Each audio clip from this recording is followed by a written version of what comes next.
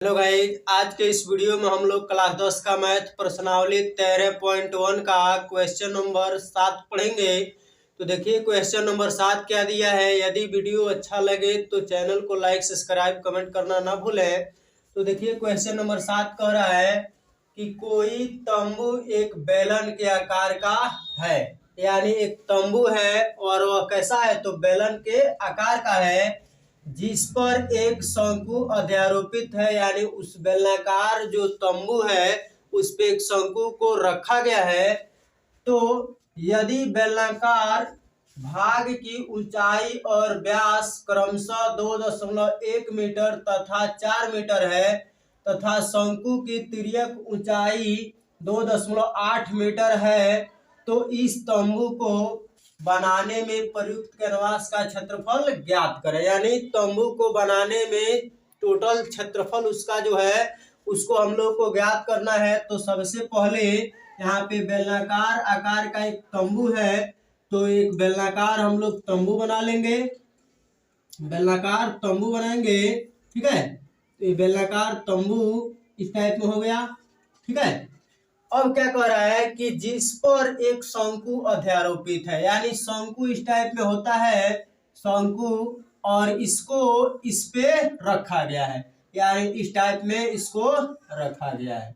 और समझ रहा है, तो कह रहा है कि यदि बेलनाकार भाग की ऊंचाई, बेलनाकार जो भाग है इसकी ऊंचाई जो है दे रहा है 2.1 सेंटीमीटर, 2.1 मीटर, क्या है मीटर में है, तो 2.1 मीटर। और क्या कह रहा है कि व्यास जो है इसका 4 मीटर है, अर्थात त्रिज्या जो होगी वह कितना होगा, 4 दिया है 4 मीटर, तो d बराबर 4, तो r बराबर हो जाएगा 2 मीटर। कोई डाउट नहीं है, अब समझिए। तथा शंकु की तिर्यक ऊंचाई 2.8 मीटर है, यानी तिर्यक ऊंचाई ये होता है, इसको तिरछी ऊंचाई भी कहते हैं, 2.8 मीटर। ठीक, तो क्या कह रहा है, इस तंबू को बनाने में प्रयुक्त कैनवास का क्षेत्रफल ज्ञात कीजिए। कैनवास का मतलब होता है तिरपाल, यानी ऐसे आकार को हम लोग को एक कैनवास बनाना है जिसमें प्रयुक्त तिरपाल जो है उसकी संख्या, यानी उसका क्षेत्रफल जो है वह कितना होगा, इसको ज्ञात करना है। और साथ ही 500 रुपया प्रति मीटर की दर से इसमें प्रयुक्त कैनवास की लागत ज्ञात कीजिए। ध्यान दीजिए कि तंबू के आधार को कैनवास से नहीं ढका जाना है, यानी तिरपाल बेलनाकार नीचे है, आधार है इसका, इसको तिरपाल से नहीं ढका जा रहा है, यानी एक जैसे झोपड़ी जैसा बनता है उसी टाइप में हम लोग को बनाना है। ठीक, तो देखिए यहाँ पे इसको हल करेंगे तो सबसे पहले हम लोग कैनवास का क्षेत्रफल निकालेंगे। तो यहाँ पे क्या लिख लेंगे कि बेलनाकार बेलनाकार बेलन बेलन की ऊंचाई यानी बेलनाकार भाग की ऊंचाई बराबर 2.1 मीटर तथा त्रिज्या तथा व्यास कितना दिया है, व्यास तथा व्यास बराबर 4 मीटर, व्यास बराबर 4 मीटर। तो d बराबर 4 मीटर हो गया, d बराबर 4, तो r बराबर 2 मीटर। ठीक, r बराबर 2। और है शंकु की तिर्यक ऊंचाई, शंकु की तिर्यक ऊंचाई जो दे रखा है, तिर्यक ऊंचाई वह दिया है 2.8 मीटर, तिर्यक ऊंचाई बराबर 2.8 मीटर।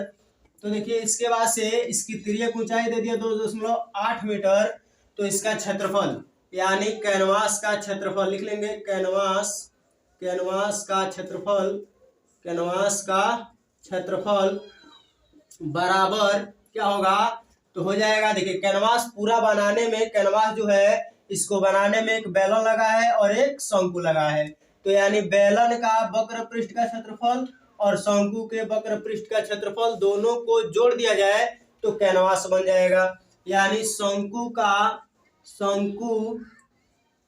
वक्र पृष्ठ का क्षेत्रफल, शंकु का वक्र पृष्ठीय क्षेत्रफल वक्र पृष्ठीय क्षेत्रफल प्लस बेलनाकार ये भाग है, बेलनाकार भाग की पृष्ठ का क्षेत्रफल, दोनों को जोड़ दिया जाए तो इस टाइप में तंबू बन जाएगा। यानी बेलनाकार भाग का पृष्ठीय क्षेत्रफल या वक्र पृष्ठीय क्षेत्रफल।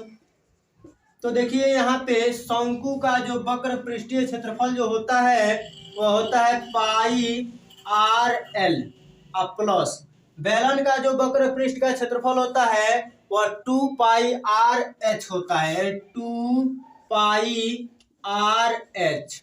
कोई डाउट नहीं है। अब क्या करना है, हम लोग को इसमें मान रख देना है, क्योंकि यहाँ पे सब मान दिया है और इसमें मान रखेंगे तो आसानी से आ जाएगा। पाई का मान, पाई इसमें से कॉमन कर लेंगे, आर कॉमन कर लेंगे तो पाई का मान हो जाएगा, पाई कॉमन कर लिया जाए पहले, तो पाई हम कॉमन कर रहे हैं और आर तो बचेगा एल, और पाई आर कॉमन है 2 और एच बचेगा, तो यानी 2 और एच। ठीक, पाई का मान जानते हैं 22/7 इंटू आर का जो मान है, त्रिज्या जो है वह 2 है तो 2 रख लेंगे, और एल का मान जो है, देखिए एल का मान कितना है तो 2.8, तो 2.8 रख लेंगे, और प्लस 2 इंटू एच का मान कितना है, तो हाइट, बेलन की हाइट जो है 2.1 है तो 2.1। अब देखिए इसका हम लोग गुणा कराएंगे, इसको हल कर ले तो 22 दूना 44 और बट्टा 7। आप कोष्टक में यहाँ पे देखिए 2 × 2 यानी 2.8 लिख लेंगे, अब प्लस 21 दूना 42 यानी 4.2। अब जोड़ेंगे तो हो जाएगा 2 और 8 10, और 2 और 4 6, 1 हंसिलवा 7 यानी 7.0, और गुणा में होगा 44/7। 7 से 7 कटेगा यानी 44। यहाँ पे होगा क्षेत्रफल जो होगा वह हो जाएगा 44, यहाँ पे लिख दे रहे हैं क्षेत्रफल 44 मीटर स्क्वायर। यानी कैनवास का क्षेत्रफल, कैनवास का क्षेत्रफल जो है वह आ रहा है कितना, कैनवास का क्षेत्रफल बराबर यहाँ पे हो जा रहा है 44 मीटर स्क्वायर। कोई डाउट नहीं है। अब समझिए यहाँ से 500 रुपया प्रति मीटर की दर से इसमें प्रयुक्त कैनवास का क्षेत्रफल ज्ञात कीजिए। यानी क्या हो रहा है कि 1 मीटर स्क्वायर जो कैनवास जो लग रहा है उसका खर्च आ रहा है 500 रुपया। ठीक है, तो यानी कैनवास की लागत, कैनवास यहाँ पे लिख लेंगे, कैनवास की लागत।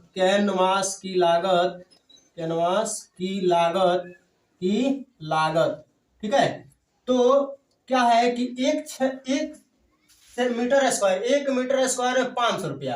ठीक है, तो यानी हम लोग यहाँ पे रख लेंगे 44 मीटर स्क्वायर। यानी अब लागत ज्ञात करें तो हो जाएगा 44 गुणे 1 मीटर स्क्वायर। मान में कोई परिवर्तन नहीं हो रहा है, क्योंकि गुणा करेंगे 44 गुणे करेंगे 44 ही आएगा। अब देखिए 1 मीटर का जो है, 1 मीटर स्क्वायर का मूल्य कितना है 500 रुपया, यानी लागत कितना है 500, तो यानी गुणा कर देंगे 500 से, यानी 44 गुणे 500, 1 मीटर के जगह पे 500, और बदल क्या है किस में गया, रुपया में, यही लागत होगा।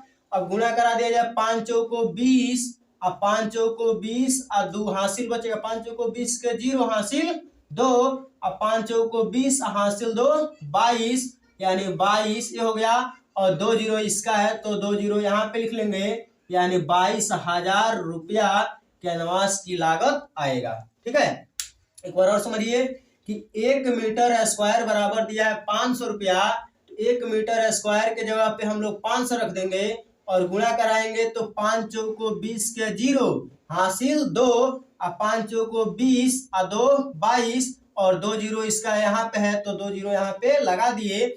यानी टोटल कैनवास जो बना है, यानी सरकार का जो बना है कैनवास, इसका टोटल जो लागत आएगा यानी खर्च जो आएगा वह 22,000 रुपया आएगा। तो इस प्रकार यह क्वेश्चन जो है यह बन गया, कंप्लीट हो गया। तो अगले वीडियो में हम लोग क्वेश्चन नंबर 8 और क्वेश्चन नंबर 9 को पढ़ेंगे। तब तक के लिए जय हिंद, धन्यवाद।